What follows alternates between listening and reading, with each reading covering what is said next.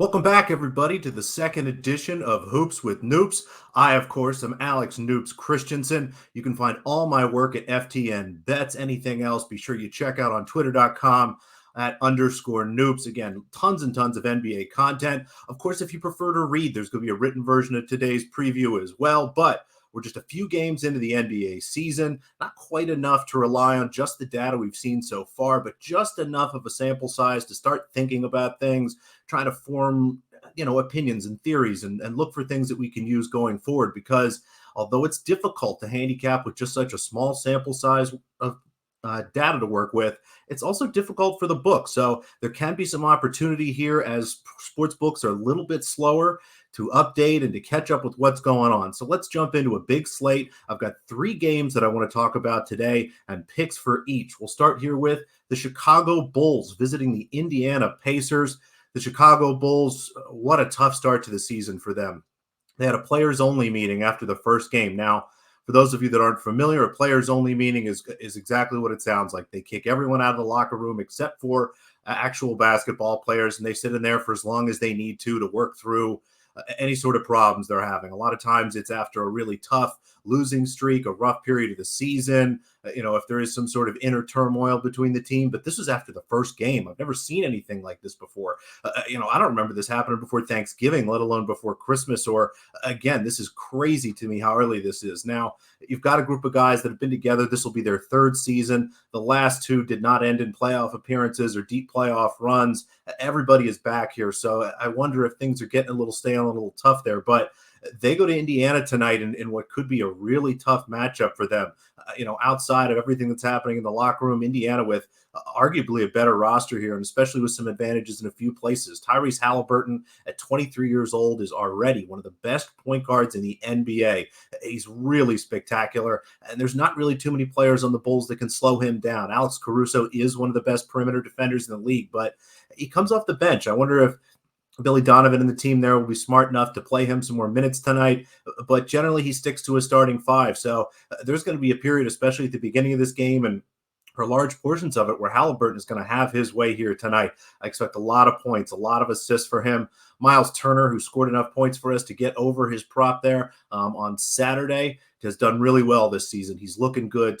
Halliburton and him have really connected well, and this should be a good matchup for him. Nikola Vucevic is not known for his defense and generally struggles against Turner here. So 2 guys I like. Didn't play any props there, but I like the Pacers in this spot. They're 2.5-point favorites right now, seeing some 3s pop up. Honestly, anything -3, 115 or better looks good to me. I was able to get 2.5 -115 with our friends at BetMGM.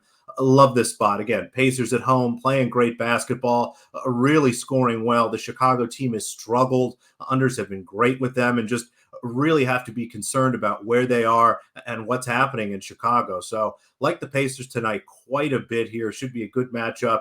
Again, haven't played any props on Halliburton or Miles Turner, but make sure you're in the FTN Discords and look in the NBA Plays channel. If I do end up adding anything, you'll be sure to find it there.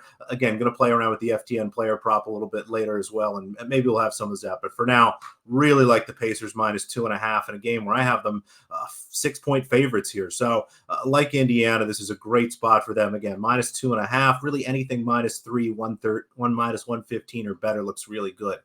Next game I want to talk about here is the Minnesota Timberwolves playing against the Atlanta Hawks. And this is an interesting spot from a scheduling perspective. These are 2 teams that I have rated fairly close. I think Minnesota has a little bit of a better roster, but there are some matchups here that favor Atlanta. I think that from a Minnesota side, they don't really have a defender to slow down Trae Young. Now, shot poorly last night, did Young, but can always be really explosive and do a lot of things on the court.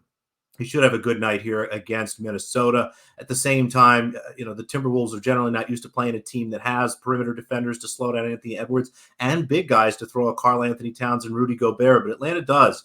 And you'll see, I think, from Capella, Jalen Johnson, Okongwu, again, they'll be a little bit overmatched, but it should be enough to slow down the big men, I think, and give Atlanta a little bit of an advantage this game now. Anthony Edwards is great. And again, similar to what I said about the big men. There are guys Atlanta has to slow him down, but it's just that. Edwards can really do what he wants here, but this is a tough schedule spot, and it is for both teams, which is why I think the market here has the Minnesota Timberwolves as favorites. They're about 2.5-point favorites as I record right now, and I think that speaks to the fact that this will be Atlanta's third game in 4 nights, as well as a back-to-back. But if you look at the last 2 games, both of them were in Atlanta, so no travel really to worry about. And last night was a big win against the Milwaukee Bucks. Pretty much everybody in Atlanta's starting lineup played 30 minutes or less. Really great game for them. So not too worried about their fatigue, and think maybe that the market here is overreacting just a touch to that spot and underreacting to Minnesota, who is coming here for a 1-game road trip. It's really odd for a team to have to travel just one night. Usually it's a couple road games in a row here, but Minnesota comes to Atlanta for one night and then goes back to play a home game against Denver. The Nuggets knocked Minnesota out of the playoffs last year, but Minnesota, one of the few teams to actually beat Denver in the postseason last year, and I think is really kind of wound up for this matchup. So you've got a big look-ahead spot for Minnesota. The market, again, I think overreacting a little bit to Atlanta's schedule spot here, and a matchup that I think should be very close. So I was surprised to see Minnesota as favorites here. Again, with the home court advantage, I have Atlanta pretty much, I actually projected this game to be a tie, which I know an NBA game can't end up in a tie, but my model came out with 115 points for each team here. So, Atlanta here at plus 114 looks really nice to me. I think this is a pretty good edge. Would play this at plus 110 or better, but our friends at DraftKings right now have plus 114. This looks like a really nice opportunity to get the Hawks. Little bit of kind of a buy low spot here, even though they come off that big win in Milwaukee. Again, the market, I think, overreacting a little bit to this back-to-back here. I think the Hawks will be fresh and ready to go against the Minnesota team that is looking ahead to a game on Wednesday, which, again, that'll be exciting. But for now, it gives us a chance to back the Hawks, who have just one win in their season so far. The next game I want to talk about here, the Portland Trail Blazers visit the Toronto Raptors. Trailblazers in the middle of a road trip that is not going well. Played last night in Philadelphia and got beat pretty soundly. Now have to go up north to Toronto. Not the worst flight in the world, but it's tough having a back-to-back game, especially if both of those games are on the road. We just talked about in Atlanta how a back-to-back at home is, not the best thing in the world. You generally want a day off to rest, but not having to travel really makes it not as bad. And again, I think the market could overreact there, whereas Portland, back-to-back travel spots, going to Canada can be tough sometimes. It's just a really bad spot here for Portland, who has struggled. Now, there's been a lot of talk about Scoot Henderson and how he's a bust. We're 3 games into the season, people. Back it off. Pump the brakes here a little bit. It's a young player who's trying to figure out where he belongs on a team that really has struggled to shoot the ball. Anthony Simons got knocked out at the end of the first game. He's one of, if not the best three-point shooters on this team. Really helped stretch the floor. And ever since he's been out, the floor looks really tight. Again, defenses are sagging on shooters, reaching in. There's a lot more double teams and things, and you've seen it where Scoot and DeAndre Ayton, the acquisition, the big man from the Phoenix Suns, who averaged 15, almost 20 points a game some seasons for Phoenix, is just averaging 8 points a game. Scoot only has 7 here, and again, tough travel spot. It's a back-to-back for Portland.